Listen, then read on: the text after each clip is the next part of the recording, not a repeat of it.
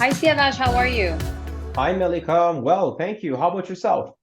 I'm good. Thank you very much. Thank you for your time. I'm actually very glad that this is going to be our first conversation, as I think it's going to be a very good segue to our future conversations where we plan to dive deeper into the entrepreneurship landscape in Canada. So great talk. And Thank for you very much. Likewise, I'm very happy to be here. Amazing. So, for the audience's information, today we want to talk about the immigration pathways available to international entrepreneurs who are interested in the Canadian market. And our today's dear guest is Siavash Shekarian. Siavash is a Canadian lawyer and an engineer with a decade of practice in international trade, dispute resolution, contracts, business, and immigration, who's currently the CEO and managing attorney of Shekarian Law PC. So we're very glad to have you over, and thank you for being our first guest of On Point. Of course, my pleasure. So Siavash, I would like to start with the question that we often get from international entrepreneurs, very often. And it is, I'm an entrepreneur outside of the Canadian market, interested in this market. What are the options available to me to enter this market and settle in Canada? So we can start from there, I believe. Okay. So before I start telling you about what kind of immigration programs are available for entrepreneurs, let's define who an entrepreneur is. As far as the immigration law is concerned, entrepreneur is a job creator who, at the very least, brings his own job or her own job. So when an entrepreneur comes, they don't join the Canadian labor force, they bring the opportunity with them. With that definition, we have a few programs available to entrepreneurs. Let's start with federal programs that will get them to permanent residency from the get-go. So under that category, we have the Start a Visa program, which grants permanent residency to entrepreneurs who have an innovative business idea. Then the law doesn't really define that innovation, and it delegates it to designated organizations that support these businesses, the very support that is essential to be able to use the Start a Visa program. So there's that Start a Visa program. It allows the entrepreneur with an innovative idea to immigrate to Canada with permanent residency. The entrepreneur can come in a group of five. So there can be five people in one single business venture that can use this program. Under the federal level, we also have the federal self-employed program, but that really targets a very niche segment of the entrepreneurial world, and that is self-employed or entrepreneur people in the athletic or artistic fields. So it's not targeting everybody, but if you're an entrepreneur doing something within those fields, this program may also be open to you. Under the provincial level, that gets for entrepreneur that will get you permanent residency. Almost all Canadian provinces, they each have their own unique entrepreneurial stream provincial nominee programs. So basically how these programs work, they say, okay, you're an entrepreneur, you either want to buy a business in Canada or you want to start a business in Canada. There's a set of requirement that we give you. You have to show us that you have experience, that you have a minimum net worth, that you're committing to a minimum amount of investment in the business. And then if you do all of these things, we enter into an agreement with you. And by we, I mean the province in question. We enter into an agreement with you as the entrepreneur. We give you a work permit. You can come to our province. You have some time to do whatever it is that you promised in the performance agreement. And if you do all of them, then we nominate you. And with that provincial nomination, you can then apply to the federal government to get permanent residency. So these are the programs that we have under federal and provincial level of governments that get the entrepreneur to permanent residency from the get-go. Mm-hmm.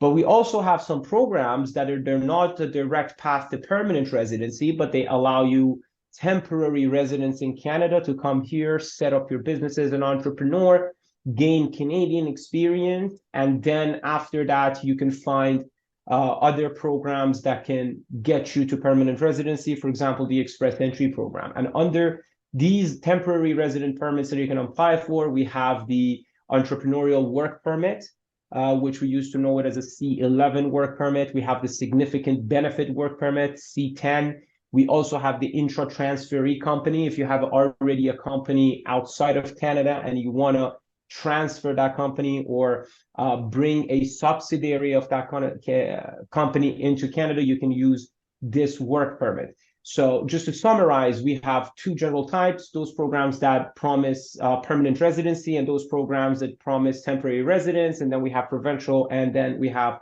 federal programs. So that's just a summary of the overview of how it looks like for an entrepreneur who wants to bring their businesses and then settle permanently in Canada. So the main thing that distinguishes all of these is mostly the type of business that an entrepreneur has in their country of origin. And of course, the capital that they have, the nature of the business, these are all the contributing factors to decide which program would fit best for them, works best for them.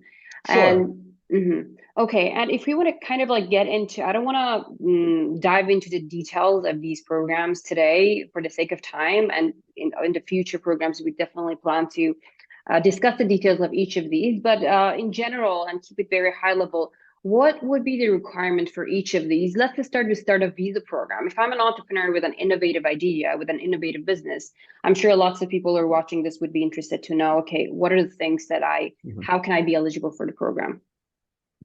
For the startup visa program, you really need four things.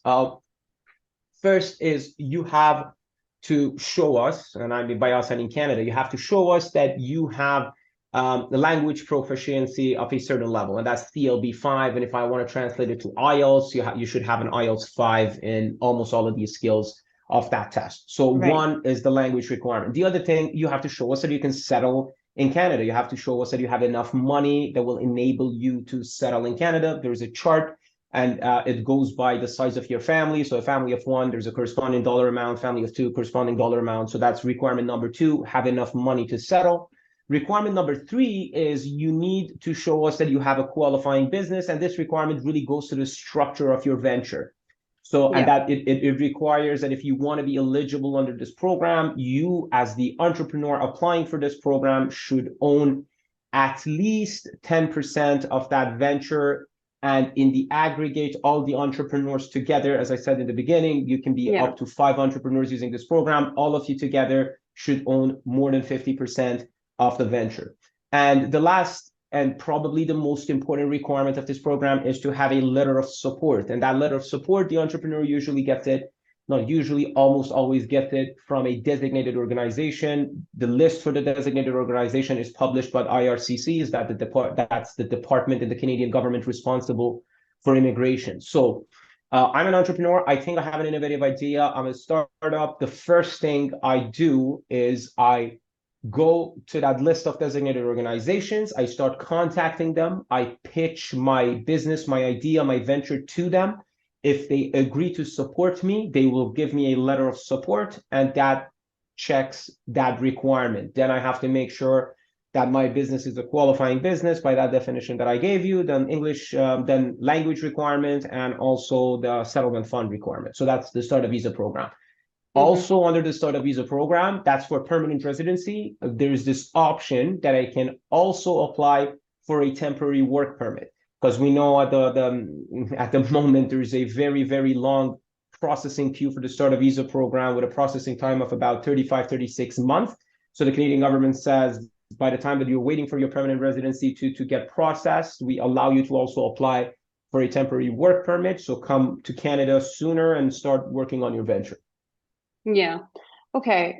So that's from that. And in terms of, again, another question that we often get, I'm sure you get that quite a lot, is what will be the capital required? And I think we can discuss quite a range here. And a lot of people kind of misunderstand the settlement fund with, okay, is this really sufficient for me? Is that all I need for the program? And I think it'll be good to elaborate a little bit on that. And what will be your insight on such thing? Well, legally speaking, there is no capital requirement for the business you have in mind under the startup visa program. There is a settlement fund requirement that does not go to the business. It just wants to make sure that you as the entrepreneur and your family can settle in Canada. But the capital requirement plays a very important factor indirectly into your application, because the officer must convince him or herself when deciding your application that you have the ability to get established in Canada economically. That means if I'm an entrepreneur with a net worth of X dollars and I'm proposing a business that requires 100X dollars, then there's a discrepancy. And if I cannot show in my application that I have the investment required to get this business off the ground, then my application may be refused. So it really depends on what type of business you're proposing. But what is very important for any entrepreneur to know is that whatever it is that they're proposing, they should be able to show that they have enough financial resources to do what it is they're saying we want to do. Some businesses, they just require you to sit behind a computer all day. You don't need any startup budget. It's you and your time. Some businesses are very money intensive. They require a lot of money to make whatever it is that you're making, or to carry out whatever it is that you're promising you want to do in Canada. So it really depends on the venture. Whatever it takes to make that progress and move the business forward. That's the most important thing when it comes to the startup visa program, which is very underrated and underestimated. And that's the most important thing about the whole program, where again, I'm not going to dig into the details of it. That's the story for another session. But let's move to the PMP programs, basically. And I want us to elaborate a little bit more on the same thing, the timelines, the expected capital, and who would be the best fit? What would be the best applicant that can use and benefit from such program, from your point of view? Sure, the PMP program, it's flexible in a sense that it allows you to start or buy almost any type of business, but you have to always worry about a list of ineligible businesses that every province has for themselves. So they don't tell you what businesses you can do, they tell you the businesses you cannot establish in their province. Other than that, what is really important in the PMP program, it's although every province has a different PMP entrepreneurial stream, in essence, I think they're very similar in a sense that they want you to show them what's your net worth. So they want to know your net worth. They want to know your investment commitment into the business, and they have minimum requirements for each of these, right? So they want, they have a minimum requirement for net worth. They have a minimum requirement for investment amount. They have a minimum requirement for your managerial experience, because they want to be sure that if you're coming here and if you want to start or buy a business, you have the experience to run it. So that's a very important factor.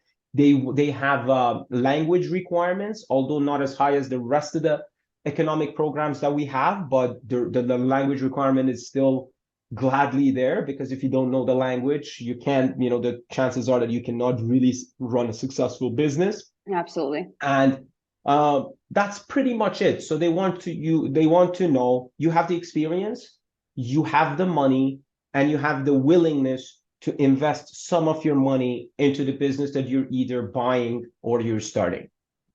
So one of the greatest factors when it comes to this program is the capital. It's basically something that it's a basic assessment that if I have the right capital and the experience, that's something that I can consider, because that minimum investment is required. Yes, it's easy in a sense that if you don't have experience, you don't have capital, don't look at it. So you got to have both. And for every province is different. If you want to come to somewhere as popular as the Greater Toronto area, the investment requirement is higher. The net worth requirement is exactly higher than, let's say, if I want to start a business in Saskatchewan, if I want to start a business in Manitoba, right? So it really depends on where you're going. So that has a lot to do with the capital and investment requirement, and the experience requirement is always there. And I think the other question, just to clarify, the reason that happens is because some competitive markets like Toronto's market is basically highly saturated at the moment, and the government of Canada try to attract, more kind of businesses in the regions that really require it, and they have more demand. So that's why, just to clarify, that's basically the difference of the investments that it's been required. That's the intention, but how that policy is playing out is not getting them to what they had in mind. So my take on the policy design side, that it's very poor, and we need a lot of improvement from the policy perspective, but I guess that would be a whole different topic. Yeah, a lot of room for discussion around that note. We're gonna keep it for the next talk. So the one other thing actually with regards to the same program, the other common question that we often get, and I want you to clarify, is that do we need to make the investment in the program from day one? Like once we make that commitment, is that we have to make an investment right away, or how does that work exactly? No, it really is. The provinces tend to be flexible in that regard. They give you a time frame. So let's say I'm promising an investment of $1 million. They don't expect me to bring $1 million in cash from day one, but they expect me to invest that $1 million based on the business plan that I proposed to them. So I tell the province, I'll bring in $1 million to invest in this business. And I also tell the province, this is how I want to spend it. If they agree with my proposal, then they take that, put it into that performance agreement that they will sign with me, the entrepreneur, and then I'm committed to it. So if I don't invest the amount of money that I promised that I will invest, then I'm not going to get nominated. And if I'm not nominated, I can't get my permanent residency. So that's how it works. But in practice, no, not at all. Every business is different. Some businesses, they take them 8 to 10 months just to set themselves up. And then comes when they have to spend money. Some other businesses, I'm a manufacturer. I have to buy the plant. I have to buy the equipment. I have to buy the machinery. So I need that money day one. So really, again, it really depends on your business, how the spending schedule is for your business, but something that remains the same for all businesses is the minimum requirement for investment amount. Right. Yeah. So let's move to the IMP, and I want to cover the same thing with that program as well. Let's talk about that. Let's talk about the basic requirements of the program, the best fit. I know we kind of touched on it when you were covering the high level information about the program, but the capital requirements and the timeline, and that's something that would be very valuable to know. Okay, so the IMP is the International Mobility Program.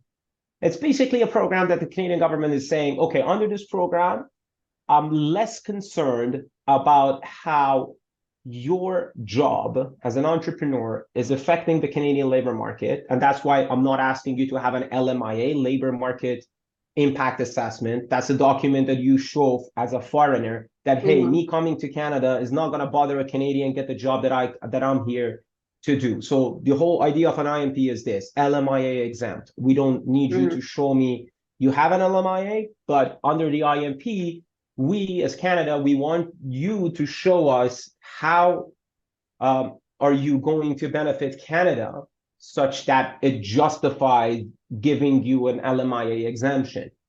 And basically under there is a lot of flexibility. If I want to just summarize it into a few points for the purposes of this conversation, the first thing that you need to show us that you really can do what it is that you're promising you want to do.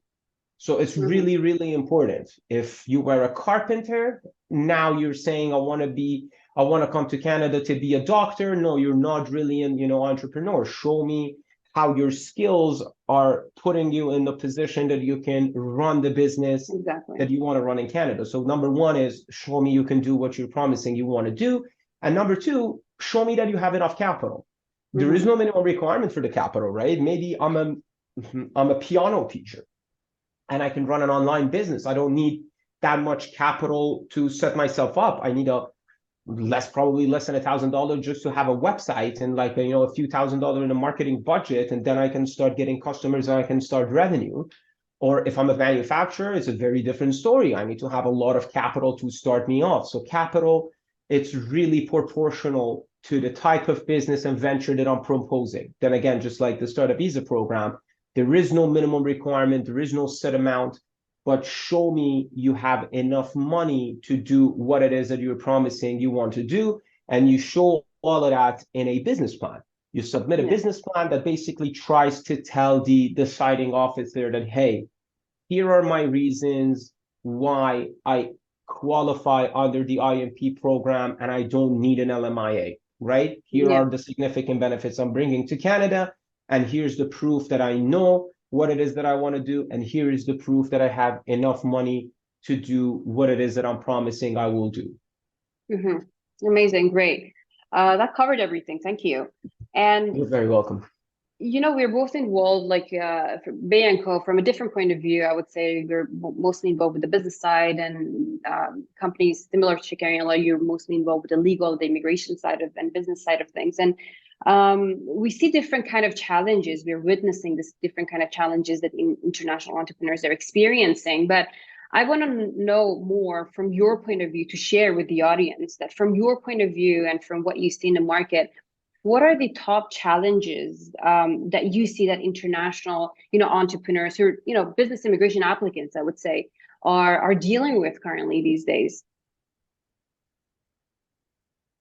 Well, I would say closed-mindedness, right? The the the the more different your country of residence is from Canada, the more you need to have an open mind to learn about where it is that you're going, right? So if you want to be successful in a place that you've never been before, or if you want to be successful at a place that you only know remotely about, you have to have an open mind, right? You have to learn, you have to go out, you have to network, you have to build your pillars of support slowly.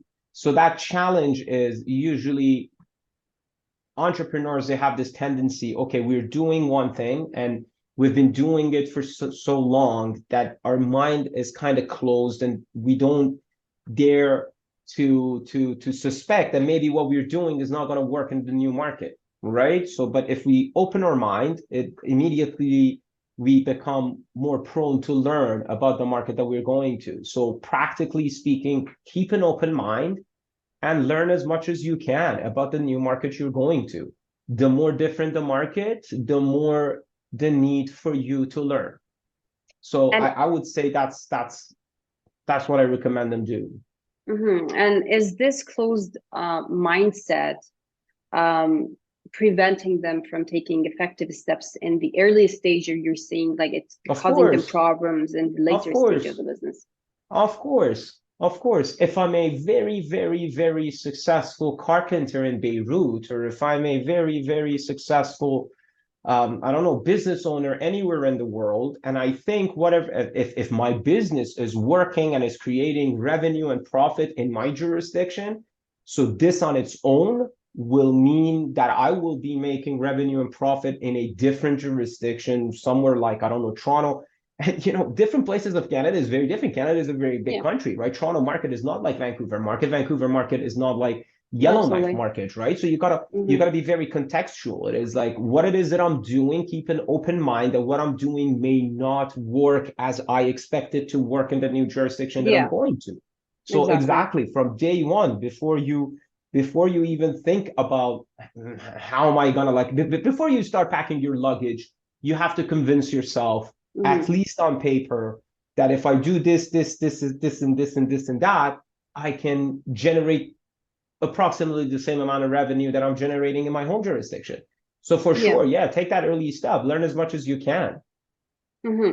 Like becoming even more adaptable and more flexible in the new market, which some people, some entrepreneurs are more rigid to uh, who they are, what they have, and the approaches, the learnings that they had, they want to apply it. But sometimes, as you said, they have to go outside of that box and learn, adopt, and do it quite fast because, Of course. time is everything when it comes to entrepreneurship.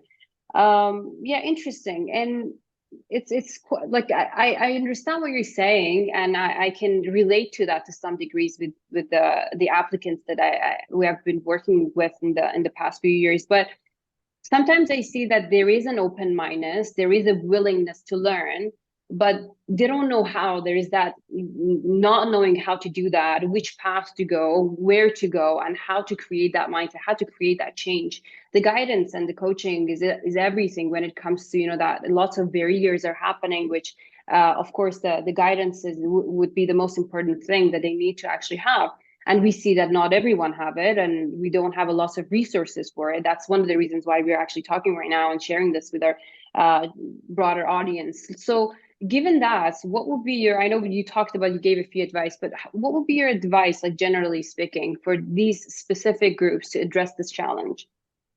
That's what you just said. Everybody can perform surgery on themselves. Everybody can perform a surgery if they know how to, right? But not everybody is a doctor.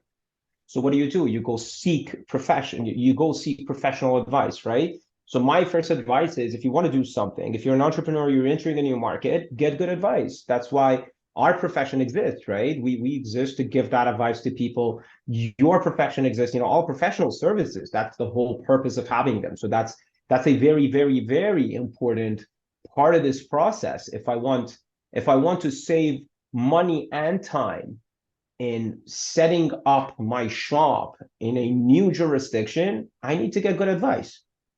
And if I don't want to hire professionals to give me advice, go to a library 9 to 5 every day till you convince yourself that you have covered all your bases. If you don't want to learn on your own, just hire that expertise. Exactly. Yeah, that's great. So aside from the immigration and legal talk, I know you yourself, you're an entrepreneur. You have been an entrepreneur for years, and you've had many exposures. So my last question is, what would be your advice as the founder and as an entrepreneur for the others? I would say resilience. I mean, I've failed time after time after time, right? It's just you have to be resilient, and I think you build resilience from faith. You just have to be faithful and have resilience. So if this doesn't work, if I fail once, it doesn't mean that I'm going to fail again. Try, and I guarantee you 100% that success will come. So resilience is very, very important for every entrepreneur. And other than resilience, the other thing is open-mindedness, honestly, because just learn and always have an open mind. Always doubt yourself, especially in business. Always doubt that what you're doing may not be the best way of doing what it is that you're doing. The moment you open your mind, then you start seeking knowledge and advice, right? So you start seeking knowledge and advice, and the more you have knowledge and the more you have good advice, the higher the likelihood it is that you succeed in what it is that you're doing. So open-minded resilience, and I think they go hand in hand, because if you don't have an open mind, you're not resilient. You just have a closed mind, you fail, and you're like, okay, that's it for me. Let's go find a job. Yeah, totally. Absolutely. Well, you know what? That was such a great conversation, a very fruitful one. So thank you very much for your time. Oh, no, thank you for giving me the time. We're definitely going to bother you in the future with more questions. But thanks so much, Siavash. My last thing is, if anyone want to get in touch with you or find you, what would be the best way? Shekarian.ca. So that's SHEKARIAN.ca. Amazing. Thanks so much. Thank you. Thank you. Have a good day. Enjoy the rest of your day. Bye-bye. You too. Bye-bye.